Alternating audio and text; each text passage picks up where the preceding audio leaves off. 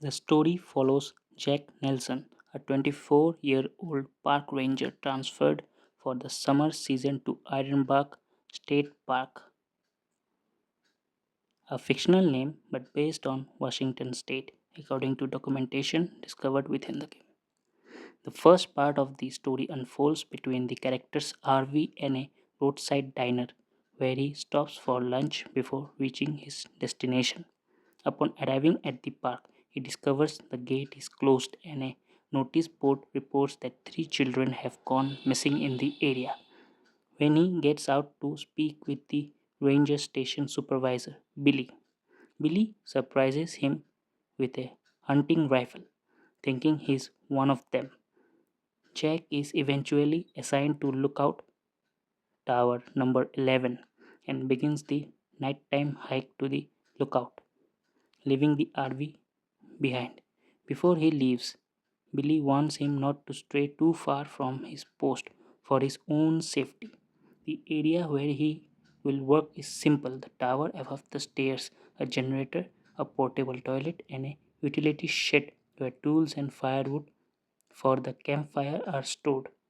As a forest lookout, this main mission is to report each day before going to bed on the weather conditions in his area using a thermometer in Fahrenheit and a anemometer for pressure and any assistance provided to hikers.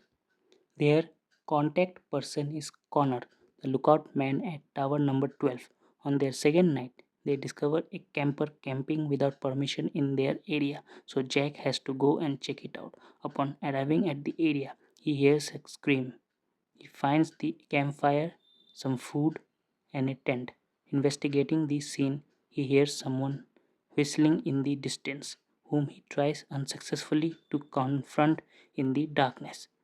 The daily routine continues until one night Jack wakes up with a strange feeling. Upon getting up, he sees a shadow of a person with horn like growths reflected on the walls, fleeing at the sight of him.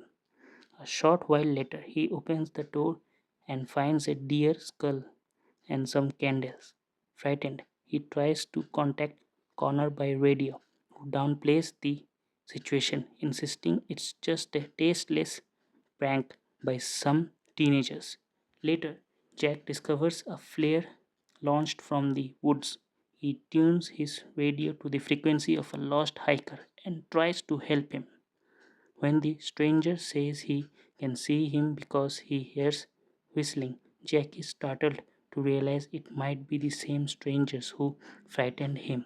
Before he can finish, there's a knock at the cabin door. It's Billy, his supervisor, who brings him supplies and tries to calm him down, knowing what happened. Another day before going to bed, Jack discovers he's run out of firewood for the stove, so he has to go downstairs.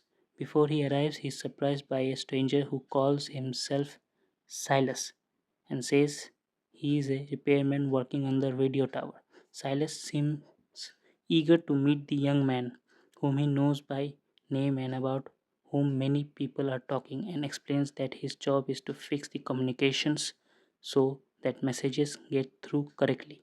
Jack assumes it's to send warnings in case of a fire, to which Silas replies that some fires are necessary for purging. After the unsettling encounter, Jack calls Connor again to tell him what happened and expresses his surprise that the radio station was shut down years ago after being struck by lightning, and that the cost of repairing it is so high they don't think it will be ready for quite some time. Anxiety and unease grip Jack until a few nights later, while he's updating the computer software, the power goes out. He has to go down to the generator in the pouring rain. He fixes it but senses that someone is watching him. A week later, Connor's generator was in for maintenance, so Jack had to cover his area for a few days. Half asleep at 2:30 a.m., Connor spoke to him on the communicator and told him there was a new illegal campfire west of their position. After struggling with the generator, he didn't have the strength to fix it, so it fell to Jack to deal with it.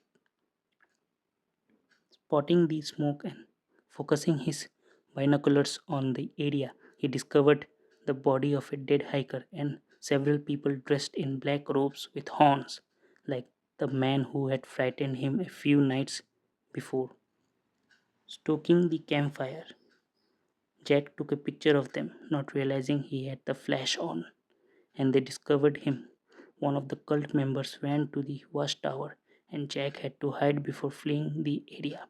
When he reported what happened, his superiors downplayed the situation again and told him that his mission was only to watch for fire.